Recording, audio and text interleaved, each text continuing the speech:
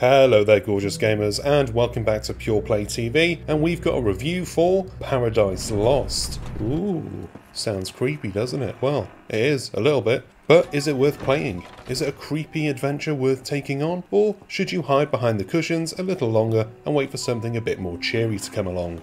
Well, watch this review and find out. Paradise Lost takes place in an alternate timeline where World War II had disastrous consequences for the entire world. The war carried on for another 20 years until a large amount of Europe was nuked. This created a constant state of post-apocalyptic nuclear winters with sub-freezing temperatures and uninhabitable landscapes. You take on the role of Simon, a young 12-year-old boy who has lived the entirety of his life in the wasteland of Poland. You make your way through an abandoned war bunker in search of answers regarding a man in a black and white monochrome picture. Simon is further fueled in his quest for revelations with the recent loss of his mother. As the young boy travels deeper within the bunker, he works through 5 distinctive chapters named after the stages of grief: denial, anger, bargaining, depression, and finally, acceptance. The chapters themselves very much reflect these themes with the surroundings that you encounter. The bunker itself is incredibly detailed and has many varied environments. At one moment, you'll be stumbling down a fortified chamber surrounded by dark titanic concrete, which will leave you feeling claustrophobic and locked in. Then, the next minute, you can be thrown into a wide open space that you can freely roam and explore. The world outside may be lifeless, but the bunker's passageways and rooms are weeping with tales and memories of people once gone.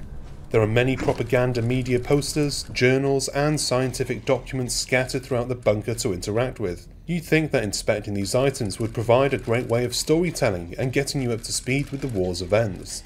Sadly, more times than not, they didn't really add much value to the experience, and felt more like an afterthought. The downhill tumbles don't just stop there, as your character travels through these surroundings at an incredibly slow pace. Presumably this was done to make you fully explore all aspects of the environment and encapsulate the eerie atmosphere. But even to walking simulator standards, this didn't build any worthwhile tension, and it actually made me want to get from point A to point B much quicker. I understand walking simulation experiences can require a lot of time and patience. However, you never truly feel like you get back what you put in. So this was made even more annoying when sometimes I would walk down a passageway only to discover a dead end, or worse, a door that wouldn't open. The only environmental interaction that would make any progress was pushing or pulling a lever, making a lift or a room accessible. When you're not walking into dead ends, you'll eventually come across several microphones. This will initiate dialogue with a mysterious character named Eva. You soon set up a quid pro quo agreement, whereby Eva will help you find your way around the bunker in exchange for a favour. This mysterious character effectively acts as a story guide and helps move along the narrative. It's not that these two characters' exchange is terrible, but this is the primary way that they attempted to get me attached to the main character. It was imperative that the dialogue between these two characters was impactful, and instead it ended up being beneath average at best. A muffled voice over the intercom is not the only noise you will hear. As you shuffle your way around the bunker, you'll be exposed to ear-piercing sounds. These can range from crunching of ice beneath your boots to high-pitched static from stray electronics. This certainly helped build a certain atmospheric tone, which was definitely a high point of the experience. This was not the only immersion technique used, as there are a lot of Slavic mythology references throughout. I'm no expert, but I was surprised at how many subtle nods that I could identify, including a lot of the powerful Slavic imagery. Without going too much into spoiler territory, the ending is heavily embedded in this deep mythology, which was interesting to see play out. I'm sure many references went straight over my head, but if you're a fan of this type of thing, then there will be plenty of Easter eggs and deeper meanings to be found.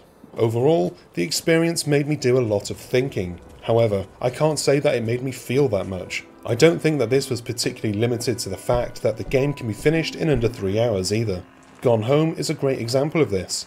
An incredibly short narrative experience, but it provoked a lot of deep-rooted emotion. This is a shame, as I can respect that there is a lot of great world building, with many references to discover. If you're an enthusiast of this type of lore, then you will certainly uncover some merit. For myself, with a little interaction with the environments, accompanied by some passable character dialogue, I don't see myself returning to this one anytime soon. And that is the end of this review. I hope you enjoyed it and found it useful. If you did, go on down below, hit the like button, subscribe button, because that is a massive help to us. And do yourself a favour, hit the bell icon so that you're notified whenever we've got new stuff. You don't want to miss it. Go on down further below and you'll find the info box with our website links, social media channels, and our supporters page where you can support our team if you can. I've been Chris, you've been gorgeous, and I'll see you on the next one. Until then, bye bye.